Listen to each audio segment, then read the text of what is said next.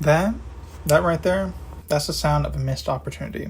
It's the sound of a critical moment in our Dungeons & Dragons campaign just fizzling out.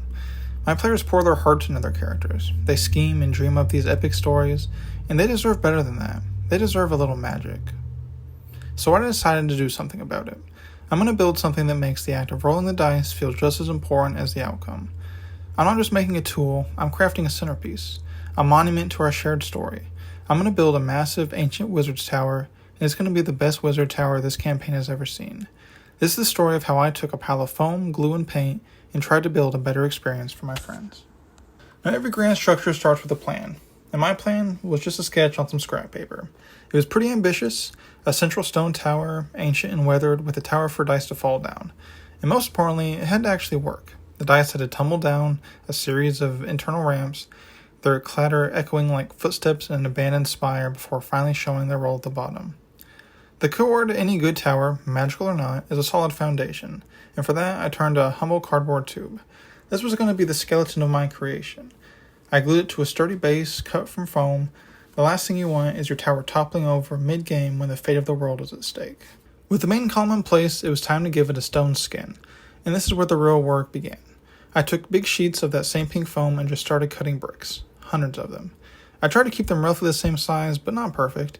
After all, perfection is the enemy of realism. Old towers have settled, their stones worn down by centuries of wind and rain. To get that authentic, weathered look, I used a simple, super effective trick.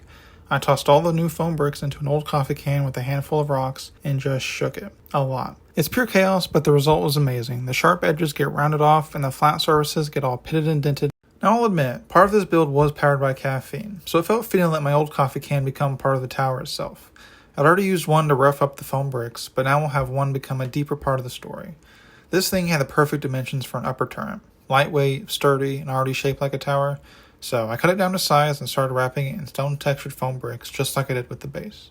Reusing materials like this isn't just budget-friendly, it adds a layer of character. You get to say, yeah, that tower used to be my Tuesday morning pick-me-up.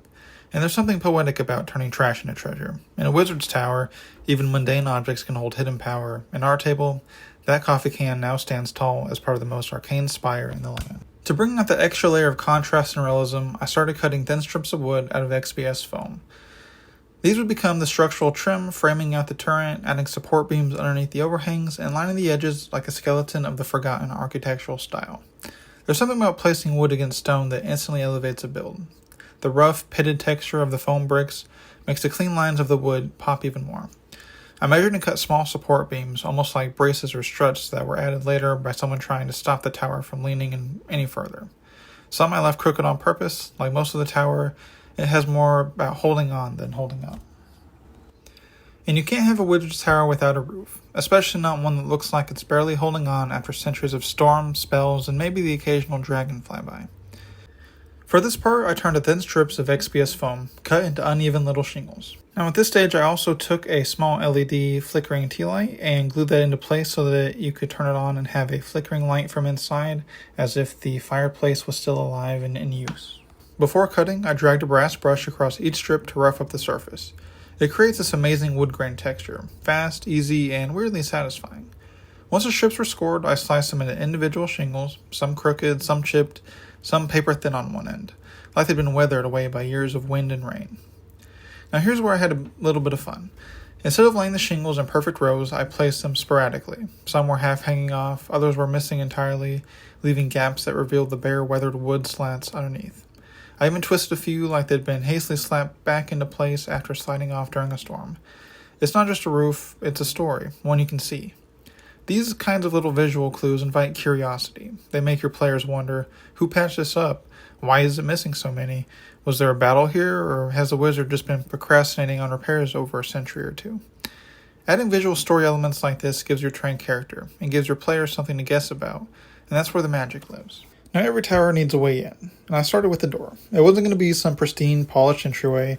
This is a wizard's tower, old, forgotten, and probably cursed at least once.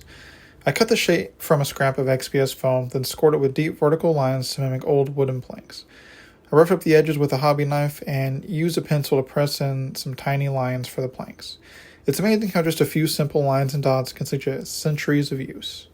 Now for the windows, if you could even call them that anymore, I imagine a tower abandoned for years. Maybe someone tried to keep people out, or maybe something tried to keep something in.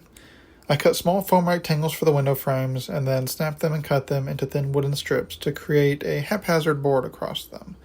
None of them match, and it's kind of the thing a terrified villager would throw together in a storm, or a paranoid wizard would install after seeing something in the sky they couldn't quite explain. These board-up windows became one of my favorite parts of the whole build. They're just little details, but they hint at something bigger, something unanswered. And that's what great terrain can do. Spark questions, not just admiration.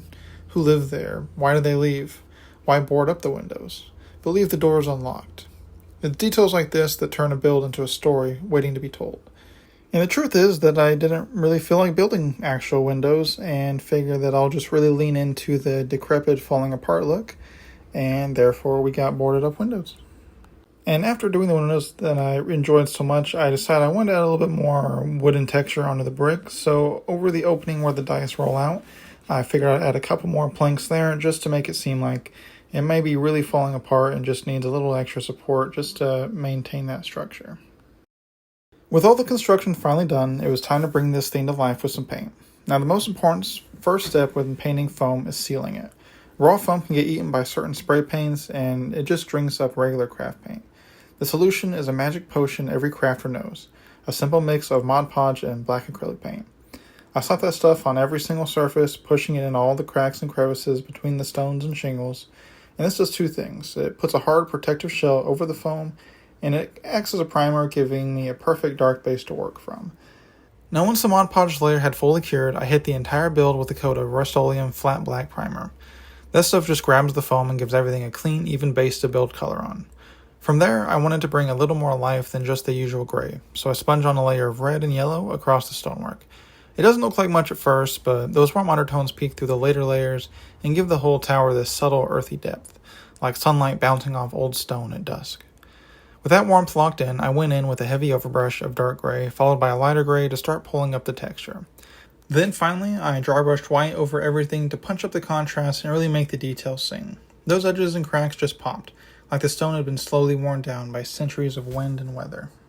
For the wood elements, the roof base, door, and trim, I started with a solid coat of burnt umber. Once that had dried, I dry brushed over it with nutmeg brown to pull out the carved grain and give it this sun-bleached, water-stained look that makes it feel like it's been out in the elements for decades. The shingles were where I wanted a bit of storybook charm. I painted them in cobalt blue, then mixed up a lighter, almost sky blue color by adding white right into the cobalt. That dry brush across the top gave them a worn, frosted look like magic clings to them, or maybe just years of snow and rain. For the stucco, I didn't want just plain white, that always feels too clean, so I mixed white, nutmeg brown, a touch of burnt umber, and just a little canary yellow to warm it all up. The result was this aged, slightly weathered tone that looks like it had been repaired a dozen times with whatever was lying around. Plaster, mud, even some clay. Now to tie it all together, I mixed up a wash using black paint, nutmeg brown, and water, then brushed it across the entire build. That step aged everything at once. It pulled out all the colors in the same world, settled into the recesses, and dulled anything that was looking too fresh. And finally, my favorite trick for hiding mistakes and adding realism, I mixed fine green blended turf with white PVA glue into a thick paste and gently dabbed it into the corners, ledges, and anywhere water might naturally collect. It's subtle, but it sells the idea that this tower has been out here a long time, enduring the elements and slowly blending into the world around it. By the time it dried, this wasn't just a piece of foam and paint anymore. It looked like it belonged, like it had always been here, waiting for some unlucky adventure to stumble in. And now for the moment of truth. This project was a challenge for sure, but it's one I would encourage any DM or tabletop player to try. You really don't need any special tools or a ton of money to create something that feels this epic. So what do you think? What's one piece of terrain that every D&D table absolutely needs? Let me know down in the comments. If you enjoyed watching me turn a pile of foam into a piece of campaign world, maybe consider subscribing for more crafting adventures. Every like and subscription really does help me build bigger and better things for my players, and hopefully inspires you to do the same for yours. Until next time, may your dice always roll in your favor. Thanks for watching.